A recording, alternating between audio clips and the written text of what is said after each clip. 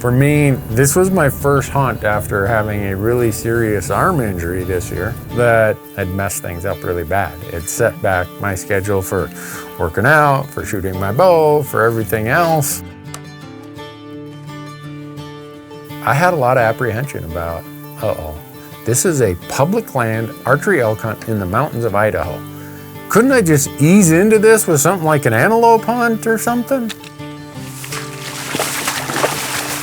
But I put together an e-scouting plan that probably has 20 different locations.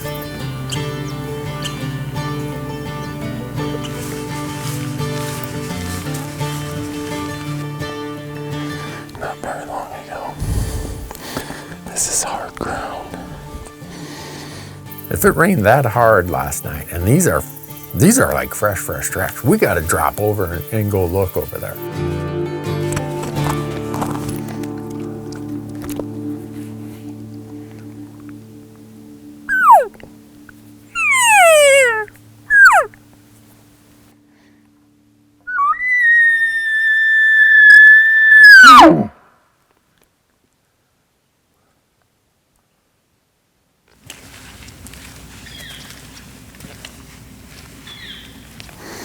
This is today.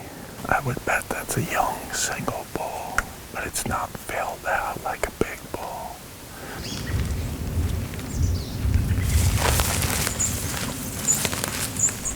Beds and tracks all over here.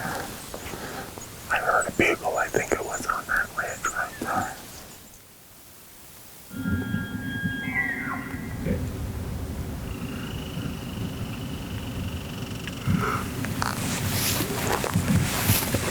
We got a bull bugling up here. Now we got another one coming up this bottom. But it's still early enough that we got a downhill thermal. Our only hope is that bull goes up that ridge. It's not.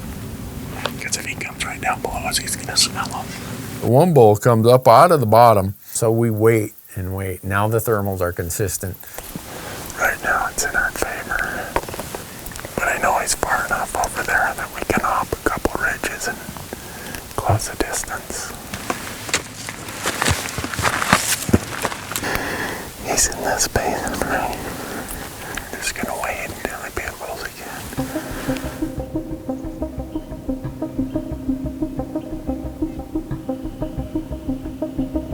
No response, not anything. I'm like, well, heck with him. We'll come back to him later. We heard a bull bugling down here. But that was about an hour and a half ago. Now we got a good thermal. I'm gonna cow call. I want to get to a spot where I can move if I hear him moving.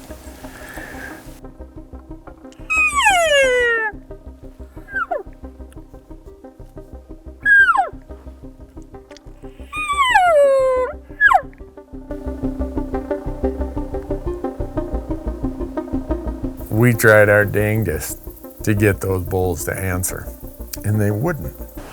I think this guy might have got our wind because he shut up. He was bugling quite a bit. We were off to his south. Then all of a sudden we got a south wind that just went right to him. Never heard another squeak. There's another bull over here about a half mile that was bugling a couple hours ago. He's probably bedded now. I'm gonna make a great big loop and come back in. Hopefully come down on top of him. Nice to see all these tracks after all that rain yesterday. Fresh tracks, fresh boat, bugles. So we start working our way out there. We find some great big rubs. I'm like, oh yeah, man, this is it. This guy, we may as well punch the tag today.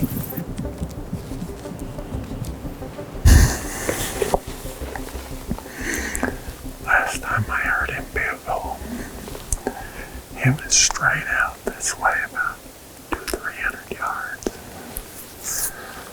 Just gonna wait here and see if he decides to bugle from his bed or what I don't know what he's doing.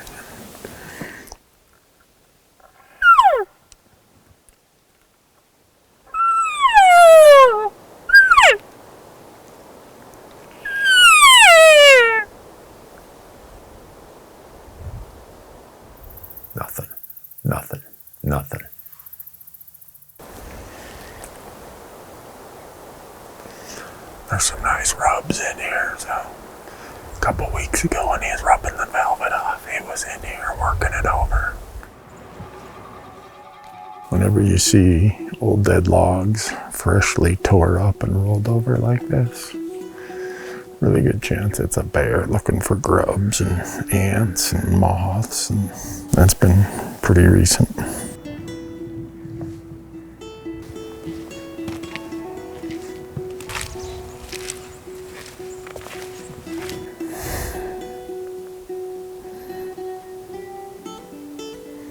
There were a lot of elk around here this morning.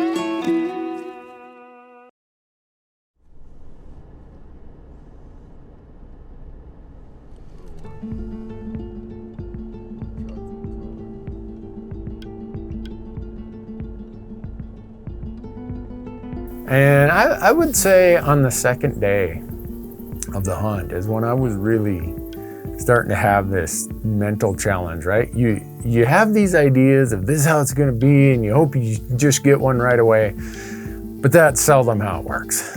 I ended up messing with my alarm last night. I set it for 5:20 p.m. instead of 5:20 a.m. We only overslept by a little bit.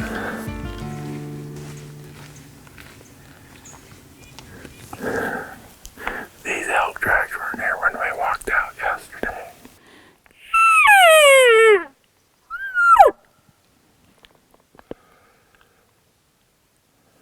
It's really quiet this morning.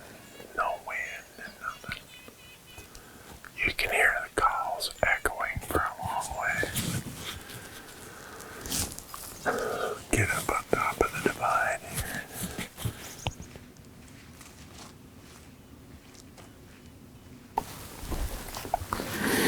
Some of these tracks are on top of our blueprints from when we walked out last night or yesterday evening.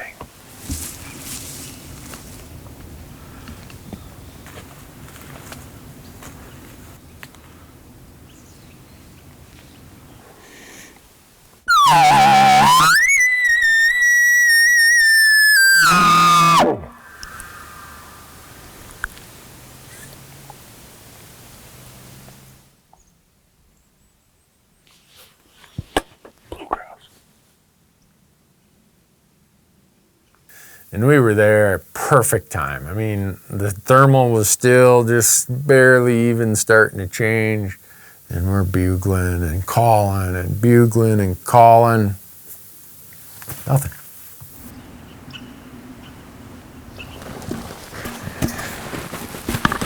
And we go. Call went in over on the other side. I think that's where they went.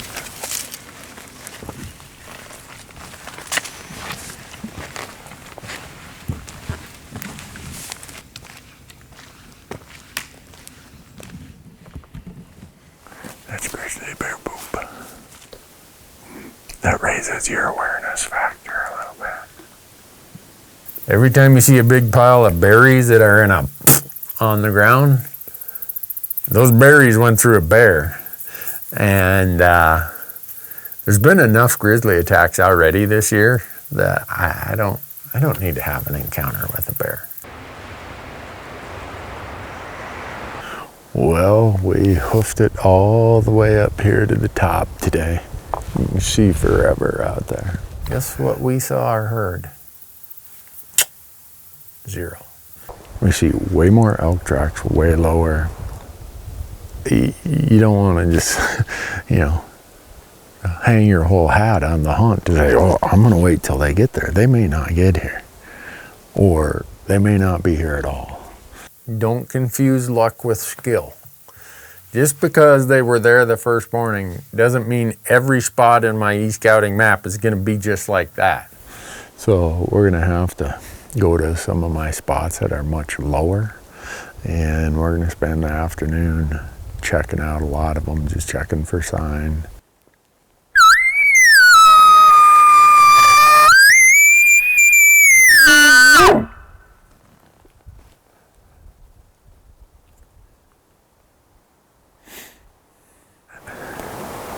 This humbles you.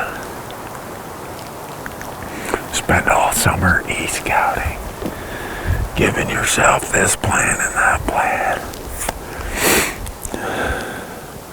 And in 2 days of hard hunting, we've heard 3 bugles. And we waited for the wind to get right on them. And we went in. And by the time 2 or 3 hours later for the wind to get good, no reply. Nothing. Man, how can we be this bad at elk hunting? I mean, we're in a good unit in Idaho. How can we not be doing it and getting into them? Well, Michael, if we were playing hockey, stay into the first period. 2 days down out of 6, so 1/3 the way through. But they say the second period is about taking control, and the third period is about keeping control. So we got to take control.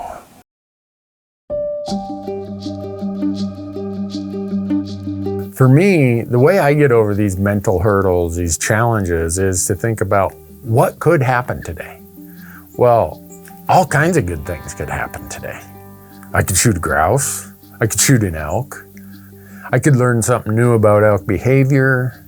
It just, for me, it's all those little things. Michael and I then decided that, all right, with what's going on here, let's maybe shake this up a little bit and let's go look around. So we spent a couple days trying some new places, hiking into some other places that kind of matched that elevation band.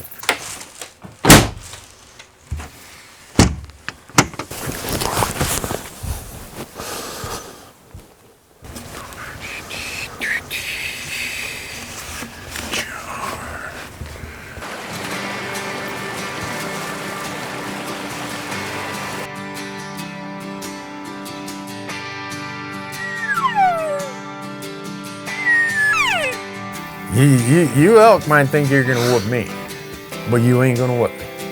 I'm gonna wake up every day, smile on my face, realize how lucky I am that I get to go and hike these mountains and chase these elk with a bow in my hand.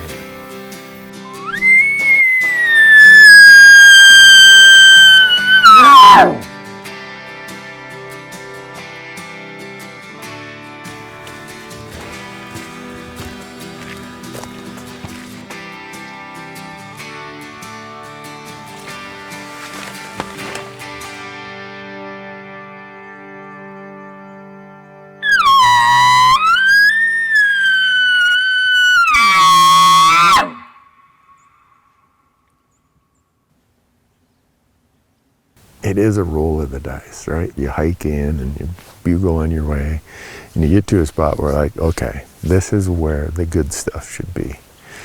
And they're not here today.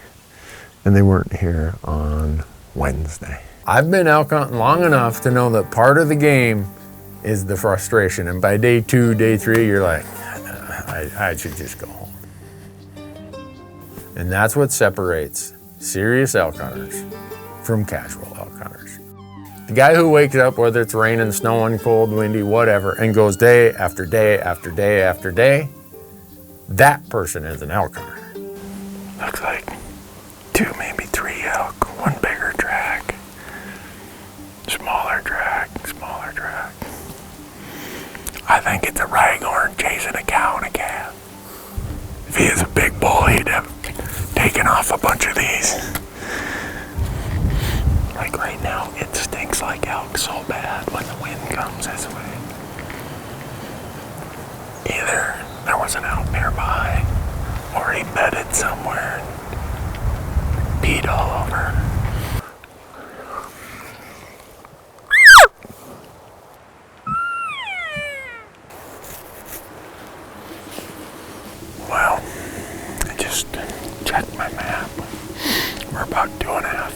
in here. We got about an hour of light left. I think we're gonna hunt our way out.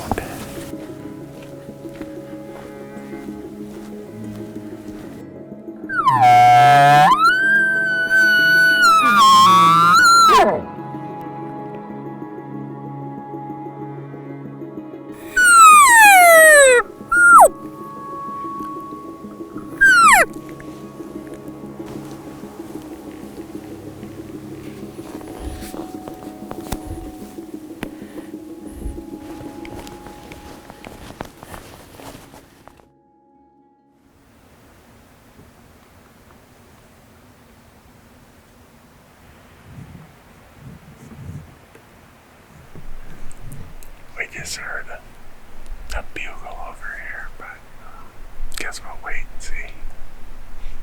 No good to call when it's this dark. Since we got a downhill thermal, I'm gonna go up here and cow call, and then I'm gonna drop back here because wherever I call from, he's gonna know it, and he's gonna try and come downwind to smell it before he tries to see it.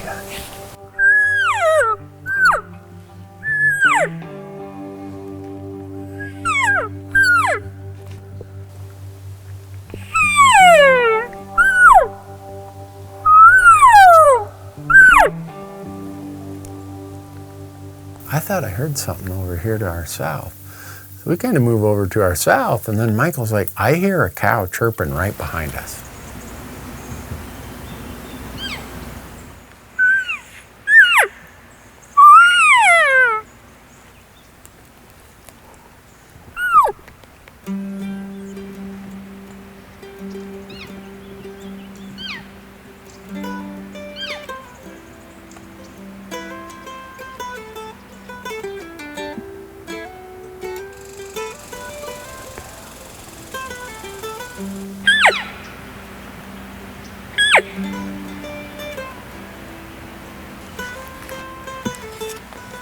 And then way far away, you can hear some cow calls. Like, hey, I'm over here, hey. One cow crossed up here, but it sounded like two different cows plus the calf. I would have shot one of the cows, but I'm not going to shoot a calf. She stood there at 30 yards for a long time.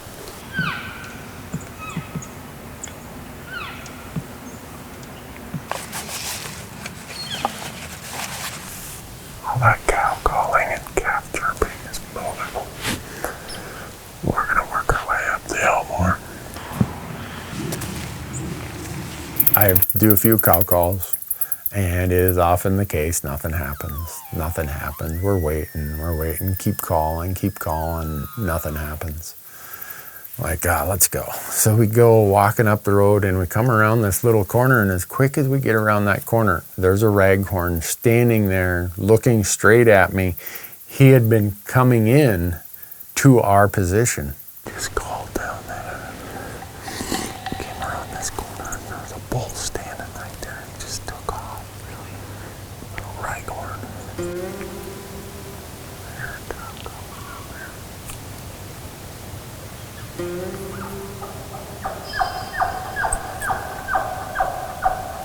I see him right there. See him.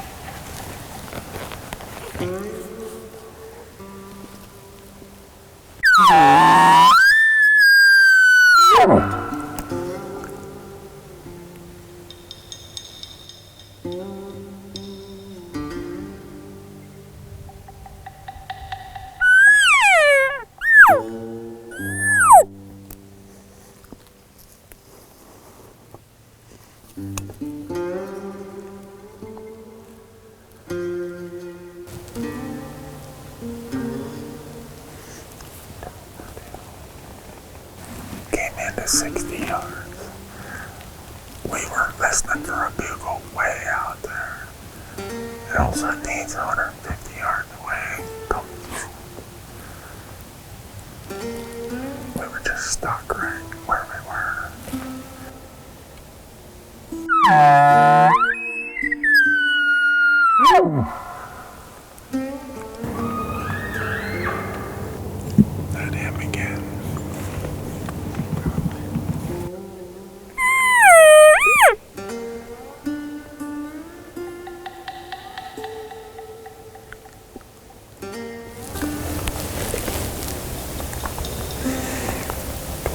That out little bugle out here, but he ghosted us. We'll come back and kill him this afternoon. So Michael and I are pretty optimistic. We already had an encounter with a bull. We've seen a lot of good sign. We had a calf that almost want to come home with us. We now have enough enthusiasm to go all the way up to the back end of all this. And we got up there. You can hear on this ridge off beside us, just all this chirping and going on. It's cows talking to each other. But by now, we got a thermal that's going from us to them. And so there's really no approach to it. There was so much feed, so many tracks, so many droppings. I just thought, you know, this is the place. Michael looks over and he's like, there's a cow coming off that ridge over there. Do you see it? You see those aspen trees over there? Yeah. Here comes another cow. There comes another one. From the right. Way, way off in the distance. We can hear a bugle, but that might even be a hunter for all I know.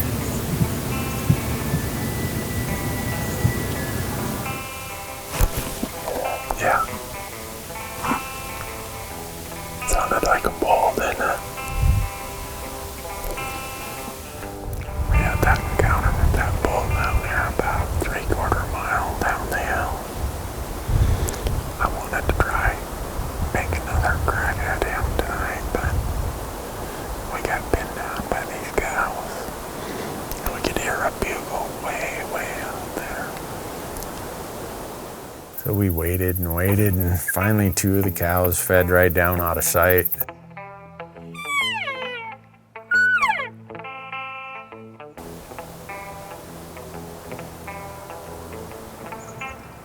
My calling must really suck, or I'm saying the wrong thing. Surely don't worry.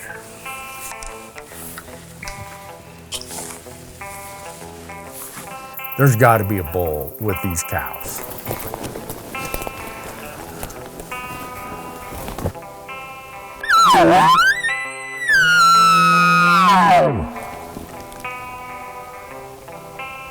Way, way off in the distance. We can hear a bugle, but that bull is not with these cows.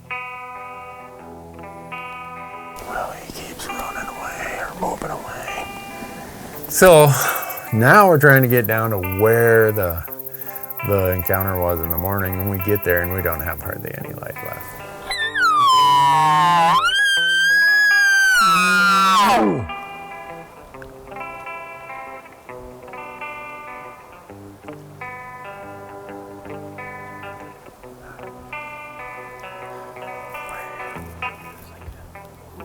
For whatever reason, well, maybe it's just how elk are, right? In fact, we know this is how they are.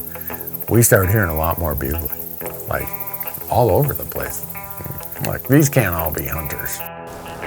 Yeah, they're bugling tonight, unfortunately. I rolled the dice and stayed up by those 3 cows for an hour. The plan was that I'd start hunting my way back well before that. But they're all off this edge, down in there deeper. Tomorrow morning's our last gig. So I'm making all these mental notes because in the morning, you know, it's the last day. It's our last go of it. We got to be back here.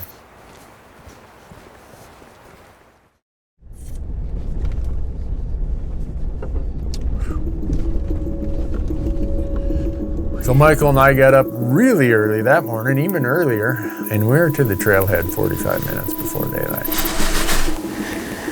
We're bugling up here, and as quick as the sun started, just put a little light on the landscape, they just stopped.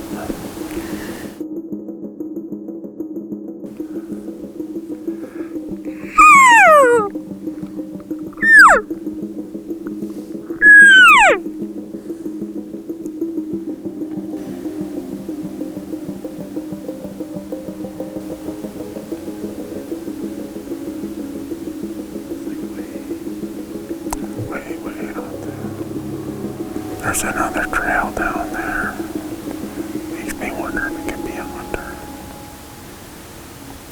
And for a long time, don't hear anything. I cow call. We're going a little slower today than yesterday. Trying to give each spot a little bit more time.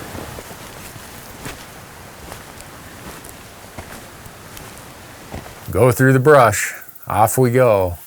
All right, he's got to be out here somewhere.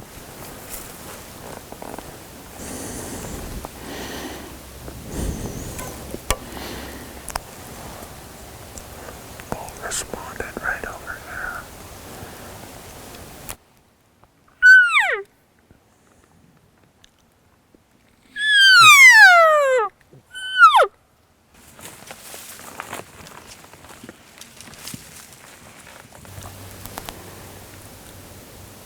We bugle, we cow call, we do everything. Just got a really faint response. Long, long ways away. So I have no idea what happened to that bull, but he wasn't there. Or if he was not interested in letting us know he was there. I'd like to call him Chicken, but I think he's just smart. I know that first bugle was from somewhere right in here. And I just sat there. I mean, when they respond to your call right away, you know they're nearby. And usually they would come and check you out. Maybe he did and we just didn't see him, or he smelled us or something, I don't know. Started hiking up again. And come around the corner and there's a cow elk standing in the trail up there about 150 yards. At least not here. Let's just watch this. Let's see, maybe she's got a bull with her.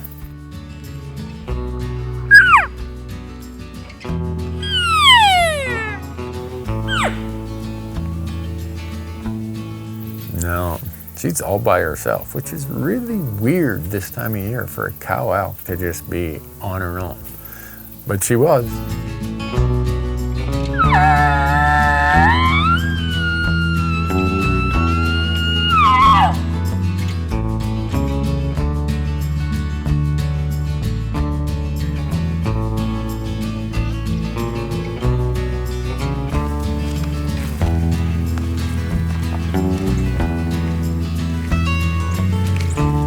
We went up, we hunted the rest of the route, did the whole thing, and didn't have any more encounters with any elk.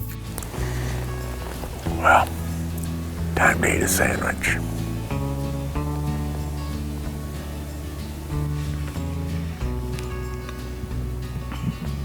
Walking out, you know, you have an hour and a half hike back out. It gives you a lot of time to think about, you know, what was the value of these 6 days? What were the lessons of this period of time? And just, why do I keep doing this? Why do I try to do probably the most difficult thing? Early season archery elk on public land in a general unit in an area you've never hunted. Well, because I learn a lot. Because I feel like every time I do that, I have a chance to get an elk. If I do, it's gonna be super exciting. And I got to go and push myself. I got to test my arm. I'm getting to explore new places. And that's really what I got out of this.